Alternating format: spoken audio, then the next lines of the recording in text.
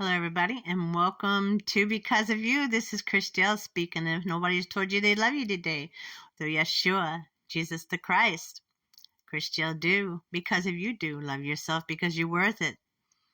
Don't believe me? Go check it out. John 3:16 and 3:17. And while you're at it, check out John 14:6. You can't go to the Father but by Him, but through Him. Yeshua, Yahusha, some say. Anyway. Shabbat Shalom, y'all. Shabbat Shalom. Everybody remember that fourth commandment, right? You check it out. If you sin in one, you sin in all, so check it out. We can't forget the fourth. Really, if you forget the fourth, if you don't do the fourth, what I don't understand here, just a quick off-topic thing, but what I don't understand is people talk about the first, second, third, and fifth, sixth, seventh, eighth, ninth, and 10th, and they'll talk about how you have to keep them. But when it comes to the fourth,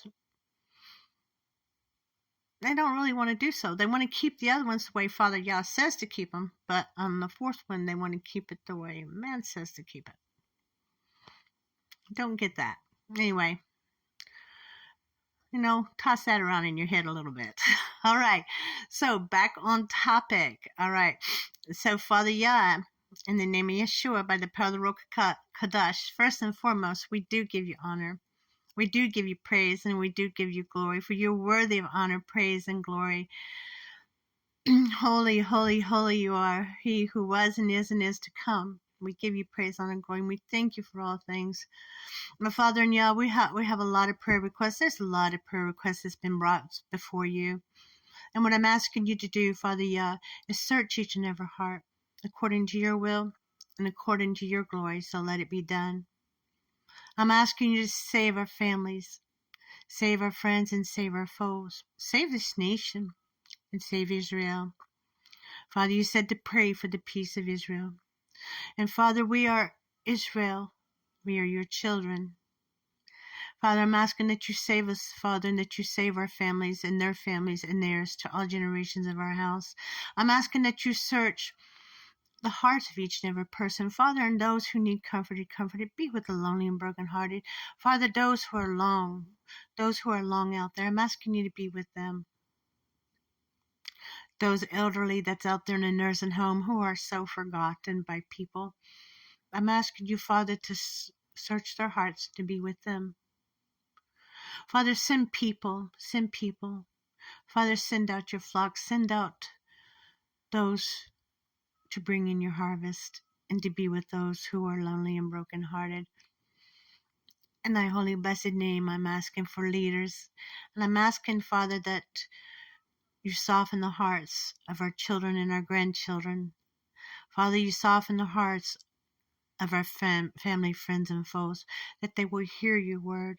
I'm asking that you soften the hearts of your people, Father, that they will go out and bring in the harvest. All right, so, because there's a lot to be saved. So I was thinking about Jethro today. So we had a good study last night, and we're going to carry it on this week. It's going to be part of our studying about Jethro and leadership. So there was Moses, and everybody knows the story. Read in Exodus, the 18th chapter. And Exodus is a real good book, about how Father will bring you out of these things of slavery, and slavery can be any type of addiction also. And addiction don't have to be just drugs and alcohol, y'all. But anyway, he can bring you out. But anyway, so he's reading in the Exodus 18th chapter. And so here it was, Jethro, which is Moses' dad-in-law, who was also a priest of Midian. I think I said that right. But anyway, he had come to Moses, who was the leader of bringing the people out. Hold on. But anyway, he was the leader. And Moses is really just overdoing himself. Moses was basically trying to do it all himself. Now, there was elders in there, but Moses was trying to do it all himself. But Moses did have one thing right. Father Yah should be leading. So he would seek Father's counsel. And he stood as an intercessor. So that was true, but Moses needed Moses needed to get some things right. He could not do it on his own. Moses was trying to do something on his own. And sometimes that's where leaders make mistakes. They try to do everything on their own. See, the things about leaders is we know when you're called to lead, you got to lead. But sometimes they forget, that leaders need help. And a great leader knows how to serve well also. Just to throw that in there. But anyway, so Jethro was like, look at Moses, you got people lined up here and you're trying to give counsel to every one of them. You can't do that. You need to get some help. Come on. Christian paraphrasing, by the way. Anyway, so what he did is he says, okay, Moses, I'm going to counsel you a little bit here, and this is how you do it. You get all these people, and basically what he set up was a judicial system, like ours is supposed to be today. You got the small courts all the way up to the Supreme Court. Anyway, it's supposed to be working. It actually would work if they worked it like they're supposed to anyway. It's like addiction. If you work it, it'll work, right?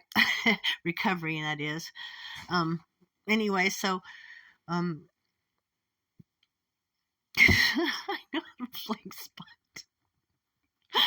My dog's like, oh, he likes attention, right? So I'm like, okay. Okay. I'm back. I just had to check it out and see what was going on there. But anyway. Where was I at? Gee whiz, I'm just like getting these brain. All right. But okay, so here he is. And so Moses gives him Jethro gives Moses, how to do it. And basically, you got to look for people that's not taking the bribery. Basically, those who's good at discernment. And he gives them a list of things. Go read it in Exodus 18th chapter. I think it starts at verse 21, but somewhere in there. But go read it and see what he says and of how he tells you to pick out leadership and those who should lead. And first of all, you got to take it all to Father Yah. It has to be people you can trust. It has to be people of good character. And it has to be people to understand that that it's got to be a teamwork kind of thing. That they can't do it all. Good leaders know how to lead, but good leaders know how to have teamwork too. They know how to serve, they know how to lead, and good leaders know when to stand. They need to stand up, be courageous, fight, and they know how to sit down, be quiet, and listen. Look at all the examples of all the apostles and all that. Just look at it. All the disciples, look at their leadership. And sometimes you got to know, let's see, who was it? Like Joshua, who fought the battle. Joshua knew when to stand. He knew how to be a commander. He knew how to command. But like Nehemiah knew how to also command and encourage. And each one of them knows how to command. You know how to encourage. You know when to stand. You know when to step back. You know when to shake the dust off your feet, so to speak. And you know when to grab the pick and start digging in. A good leader chooses to use their discernment. A good leader takes everything to Father Yah, and he gets counsel. A good leader knows that they can't do it on their own, that we need to have each other. But a good leader knows whenever he's going to have to stand along also. Anyway, go read go read Exodus, the 18th chapter. And and then you have it all through there. Paul's a good example of good leadership. Peter, Nehemiah, Joshua, of course Moses, and Enoch. Enoch knew how